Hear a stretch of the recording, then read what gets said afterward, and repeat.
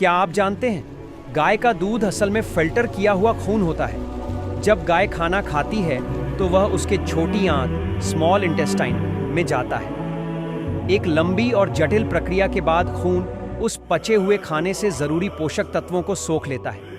यह खून थनों अडर की तरफ जाता है, जहां यह छनकर फिल्टर होकर दूध में बदल जाता है।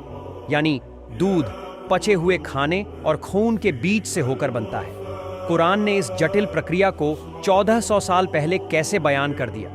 और बेशक तुम्हारे लिए मवेशियों में भी सोचने समझने का बड़ा सामान है। उनके पेट में जो गोबर और खून है, उसके बीच में से हम तुम्हें ऐसा साफ सुथरा दूध पीने को देते हैं जो पीने वालों के लिए खुशगवार होता है। सूरह नहल आयत 66।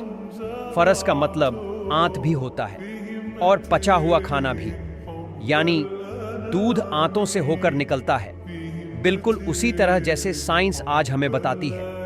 क्या यह इत्तेफाक है या फिर कुरान का वो हकीकत भरा बयान जिसे इंसान अब जाकर समझ रहा है?